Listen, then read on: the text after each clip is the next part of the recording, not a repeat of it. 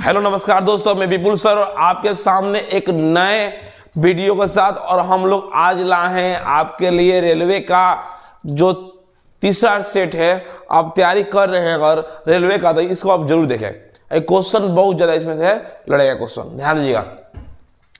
पहला क्वेश्चन है बाबू, ध्यान देखिए आप लोग सब कोई।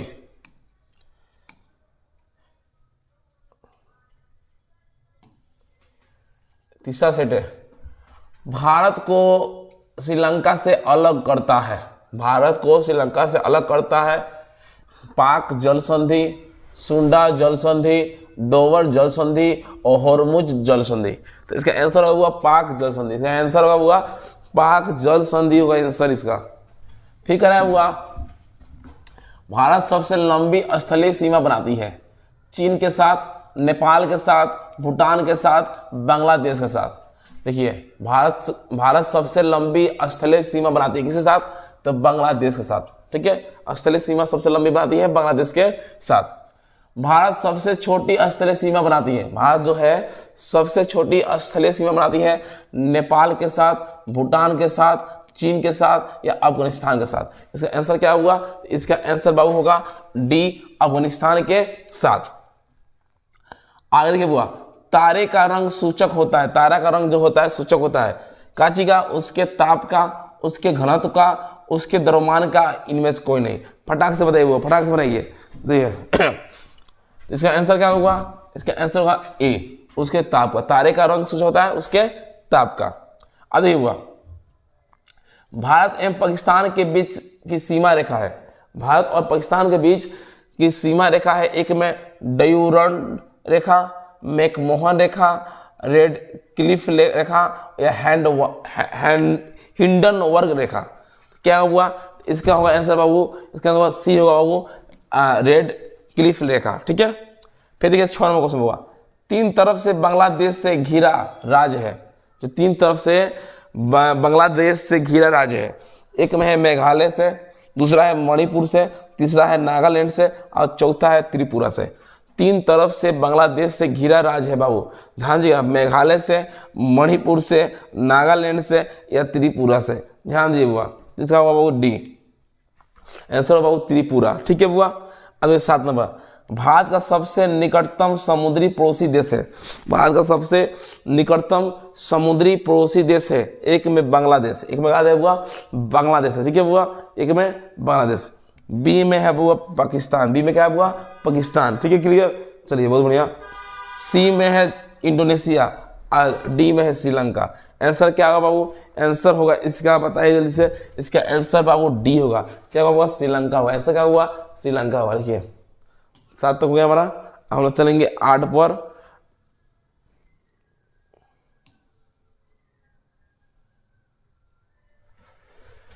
देखिए क्या कर रहा है हुआ कि रेड क्लिफ रेखा का निर्धारण किस वर्ष हुआ।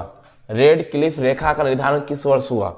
एक में कर 940, बी में कर 1947, सी में कर 1950 और डी में कर 1954। बताइए क्या होगा बुआ, तो आंसर क्या होगा इसका 1947। रेड क्लिफ रेखा का निर्धारण 1947 वर्ष में हुआ। आगे देखिए बुआ 9 नंबर, पृथ्वी से चंद्रमा का कितना भाग दिखाई देता है। कह रहा है पृथ्वी से चंद्रमा का कितना भाग दिखाई देता है। तो ए में कहा है 45%, बी में है 55%, सी में है 57% और डी में है 65%। तो इसका आंसर होगा वो सी, कितना होगा 57% होगा आंसर बाबू इसका। फिर देखिए 10 नंबर, दो देशांतर रेखाओं के बीच की दूरी को किस नाम से जाना जाता है। कह रहा है दो देशांतर रेखाओं के बीच की दूरी को किस नाम से जाना जाता है। तो वो एक में है गोरे, 2 में है वलेग, 3 में है सीमा और डी में है क्षेत्रफल। बाबू बताइए लोग क्या आंसर होगा। तो इसका आंसर बाबू होगा, इसका आंसर बाबू ए होगा। क्या होगा, ए, गोरे। ठीक है बुआ, क्लियर, समझ में आ रहा है बढ़िया से। अब देखिए बिग बैंग के सिद्धांत का प्रतिपादन किया था। कह रहा है बिग बैंग के सिद्धांत का प्रतिपादन किया था, एक में कांट ने, बी में लालास ने, सी में जेम्स जीन्स ने और डी में जॉर्ज लेमिंटर ने। तो इसका आंसर बाबू होगा, इसका आंसर होगा बाबू डी होगा, जॉर्ज लेमिंटर। इसका आंसर होगा बाबू जॉर्ज लेमिंटर। वीडियो हो रहा है बढ़िया से, चलिए अच्छा से देखिए आप लोग।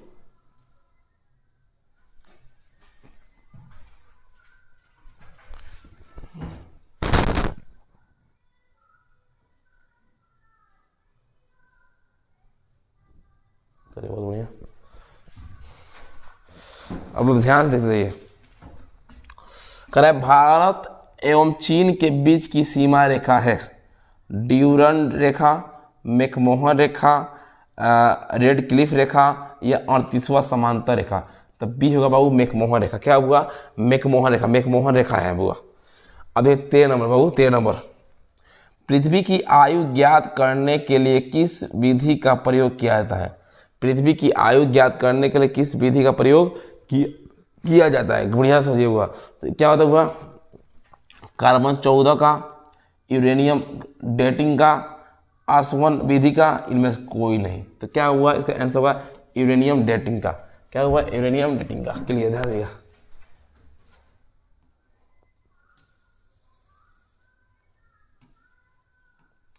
अब हम चलेंगे अगला क्वेश्चन 14 पर चलेंगे बाबू। चलिए,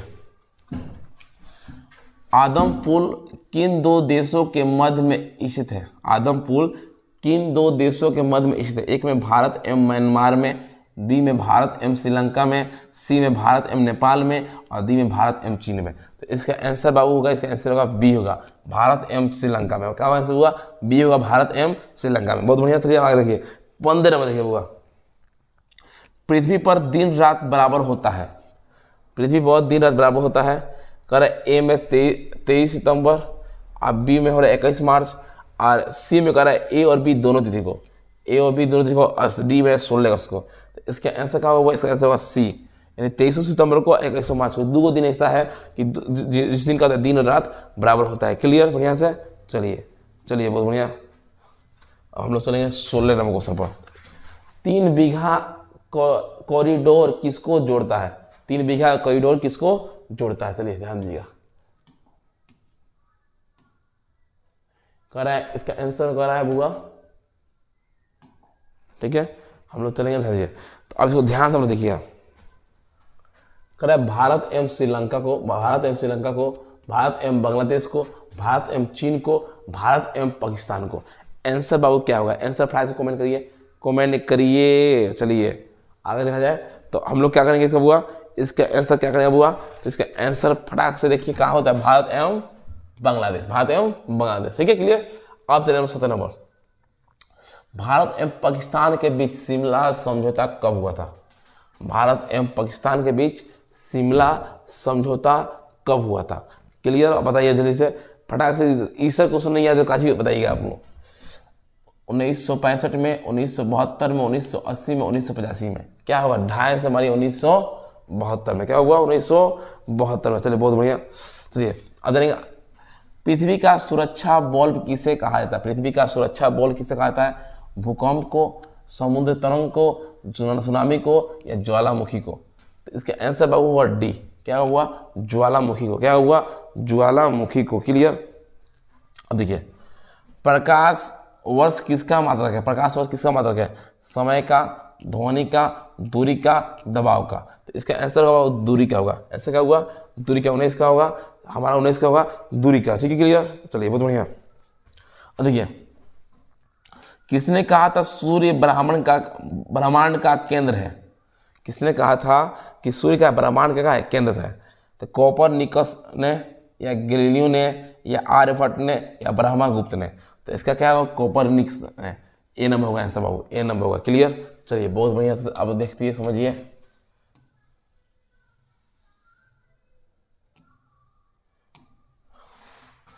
आराम से देखिए, समझिए। अब हम चलेंगे अब 21 नंबर क्वेश्चन। 21 नंबर क्वेश्चन में चलेंगे, आराम से समझिएगा आप लोग। चलिए, अब कह रहा है चंद्र ग्रहण कब लगता है?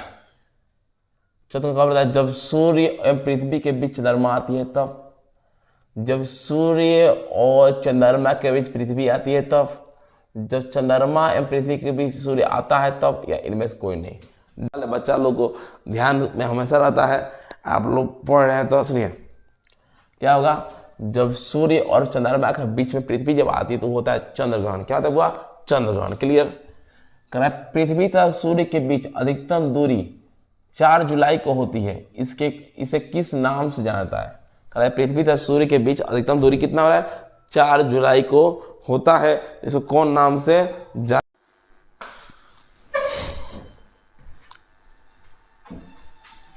देखिए अब देखिए, ब्रह्मांड से संबंधित अध्ययन क्या कहलाता है? मेटालॉजी, सिस्मोलॉजी, कस्टमोलॉजी या ग्राफोलॉजी? तो क्या होता है हुआ, तो इसका होता है कस्टमोलॉजी। 24 का होगा कस्टमोलॉजी। क्लियर, चलिए बहुत बढ़िया।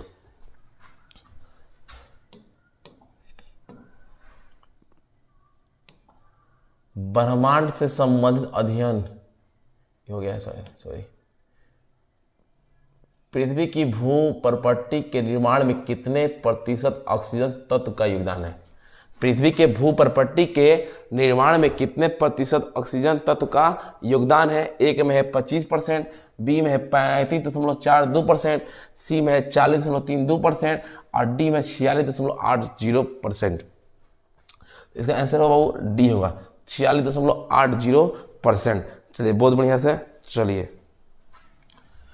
पृथ्वी एवं सूर्य के मध्य न्यूनतम दूरी 3 जनवरी को होती है, इसे किस नाम से जाना जाता है? पृथ्वी और सूर्य के बीच मध्य न्यूनतम दूरी 3 जनवरी को होती है, इसे किस नाम से जाना जाता है? अपसौर, उपसौर, ए और बी दोनों, इनमें से कोई नहीं। तो क्या आता है वो? उपसौर। ठीक है, क्लियर।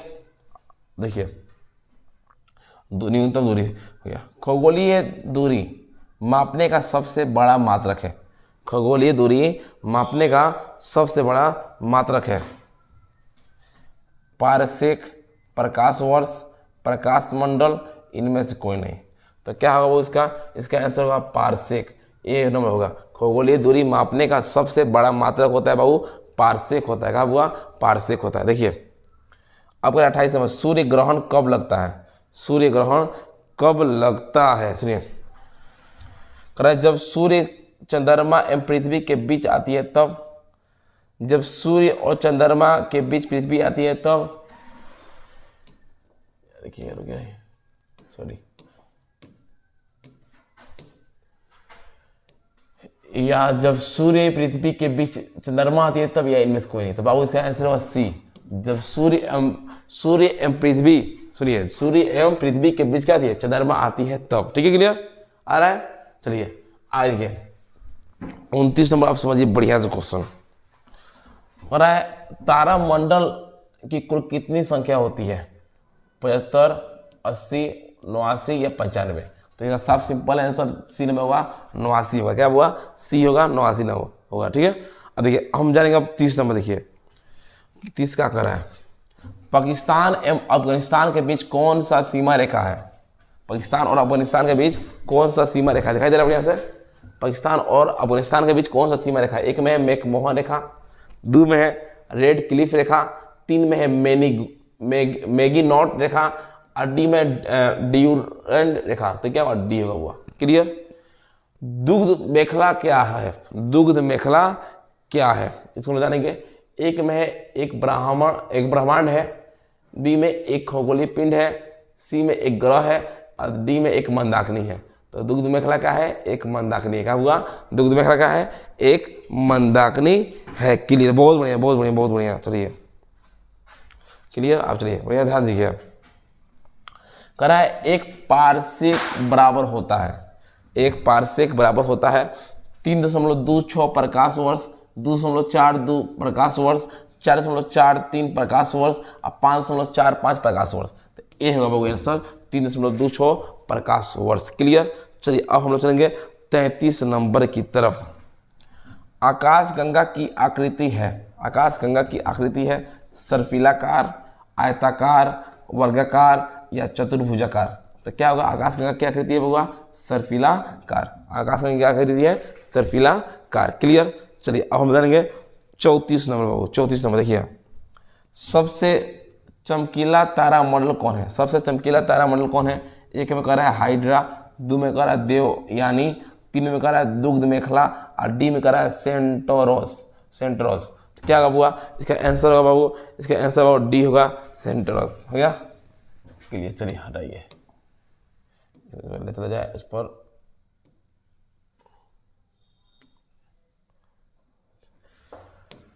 हम चलेंगे 35 नंबर की तरफ बाबू, 35 नंबर की तरफ। चलिए 35 नंबर क्या कर रहा है इसको देखा जाए।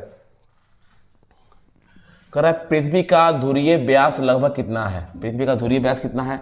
12,714 किलोमीटर, 10,660 किलोमीटर, 12,756 किलोमीटर या 12,713 किलोमीटर। बताइए फटाक से इसका आंसर क्या होगा बाबू, इसका आंसर क्या होगा? ठीक है, क्लियर। तो ए होगा 12,714 किलोमीटर, 12,714 किलोमीटर। कह रहा है पृथ्वी का विषुवीय व्यास एवं ध्रुवीय व्यास में कितने किलोमीटर का अंतर है? विषुवीय व्यास और ध्रुवीय व्यास में कितने किलोमीटर का अंतर है? ए में करा है 40 किलोमीटर, बी में करा है 42 किलोमीटर, सी में करा है 56 किलोमीटर और डी में करा है 76 किलोमीटर। तो आंसर बाबू होगा बी, 42 किलोमीटर होगा। बाबू कितना होगा? 42 किलोमीटर होगा वो। ठीक है, ठीक है बुआ। चलिए अब हम जानेंगे पृथ्वी की अपेक्षा चंद्रमा का द्रव्यमान होता है। पृथ्वी की अपेक्षा चंद्रमा का द्रव्यमान होता है 1/81, 1/76, 1/40 या 1/80। तो बाबू इसका आंसर होगा बाबू ए होगा 1/81। क्लियर। चलिए आगे क्वेश्चन हम लोग देखा जाए। ठीक है, अब देखिए कोपरनिकस किस देश का निवासी था? कोपरनिकस किस देश का निवासी था? इंग्लैंड का, यूएसए का, फ्रांस का या पोलैंड का? बताइए कोपरनिकस किस देश का निवासी था? तो इसका आंसर होगा बाबू डी होगा, पोलैंड का निवासी था। कौन? कोपरलैंड।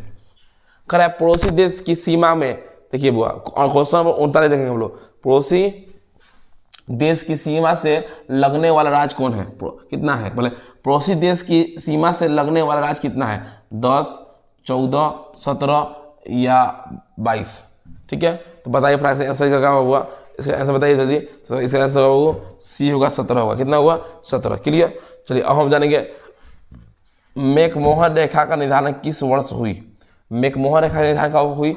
1905 में, 1914 में, 1918 में, 1924 में। क्या हुआ? आंसर ए होगा 1905 में। क्या हुआ? आंसर ए होगा 1905 में। चलिए पृथ्वी का कितना प्रतिशत भाग जल है? 71%, 74%, 60% या 30%? इसका आंसर कितना हुआ? 71% होगा। कितना हुआ? 71% होगा। चलिए आगे देखा जाए कितना क्वेश्चन इसमें। चलिए एक क्वेश्चन, 2 क्वेश्चन और है, 2 क्वेश्चन हम लोग और बनाएंगे तब खत्म हो जाएगा। चलिए कह रहा है किसने कहा था पृथ्वी गोल है? कोपरनिकस ने, पाइथागोरस ने, केपलर ने या रदरफोर्ड ने? किसने कहा था कि पृथ्वी गोल है? वो ध्यान देखिए वो। तो किसने कहा था हुआ? तब पाइथागोरस ने कहा था पृथ्वी क्या है? गोल है सबसे पहले। ठीक है, अब कह रहा है अंतरिक्ष यात्री, ध्यान दियो, अंतरिक्ष यात्री को आकाश कैसा दिखता है? तो सब ये सिंपल है, सब सिंपल है बुआ। इसका जवाब आप लोग दे सकते हैं। क्या होगा आंसर? डी होगा, काला होगा। क्लियर। इस तरह आप देखना चाहते हैं वीडियो तो सब्सक्राइब करें, शेयर करें और बहुत सपोर्ट करें भाई हमारे। चलिए धन्यवाद।